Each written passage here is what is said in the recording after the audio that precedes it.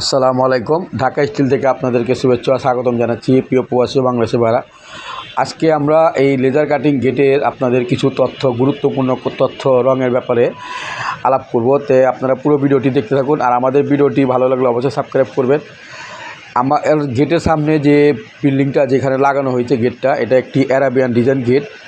তো দেখতে পাচ্ছেন যে 10 তলা একটা বাড়ি। তো এই বাড়িটা সমস্ত কাজ শেষের পরে আমরা কিন্তু এই রঙের কাজটা নতুন করে করতেছি। কারণ হইলো, আমরা এই গেটটা যখন বাড়ির প্রোটেক্ট দরকার তখন কিন্তু আমরা এই রঙটা আস্তর মেরে তারপরে ফিটিং করছিলাম। আর ফিনিশিং রঙটা কিন্তু আমরা এই মাত্র কমপ্লিট করব। তবে ফিনিশিং রঙটা আমাদের আগে দেওয়া হয় না। কারণ হলো, এই যখন আমরা ফিনিশিং রঙটা দিতাম, এই যে এইটা দিয়ে আমরা পরিষ্কার করতেছি, দেখেন অনেক সিমেন্ট বালি আপনার অনেক কিছু দিয়ে রং দিয়ে আপনার এই গেটটা কিন্তু প্রায় নষ্টের পর্যায়ে চলে গেছিলো। কারণ আপনার এই গেটটা ফিনিশিং রং দেওয়ার পরে কিন্তু আপনার গেটের সৌন্দর্যটা আপনার থাকে না, রংটাকে নষ্ট করে ফেলে। তো সেই ক্ষেত্রে কিন্তু আমরা আজকে এই বাড়ি কমপ্লিট হওয়ার পর আমরা এই ফিনিশিং রংটা দিতে আসছি। আমরা কিন্তু আস্তর মেরে দিয়েছিলাম।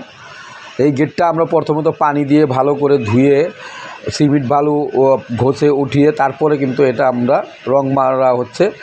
তো এইটা আমরা রং করব, আপনারা আগামীকাল আমাদের ভিডিওটি দেখতে পারবেন এই গেটের ফাইনাল রং। তো আমাদের এই ভিডিওটি ভালো লাগলে অবশ্যই সাবস্ক্রাইব করে দেবেন। আর আপনারা যদি এই রকম বড় রাজকীয় গেট, লেজার কাটিং গেট বা কোনো ঢালাই নকশা গেট বানাতে চান, পৃথিবীর যে কোনো জায়গা থেকে আমাদের সাথে যোগাযোগ করতে পারেন। আর এই গেটটি কিন্তু পাকা 6 মিলি দিয়ে, আর আপনার আউট ফ্রেম হইল গ্যালভানেস আপনার জিআই বক্স, যেটা সহজে জং আসে না। এটা 6 মিলি জাহাজের প্লেট, আর 12 গেজের আপনার 3 বক্স দিয়ে এই গেটটি করা। এই গেটটি আমরা পার স্কোয়ার ফিট নিয়েছি 1500 টাকা। আপনারা চাইলে এরকম গেট বানিয়েছিলেন আমাদের সাথে যোগাযোগ করবেন। আসসালামু আলাইকুম, খোদা হাফেজ, সবাই ভালো থাকেন।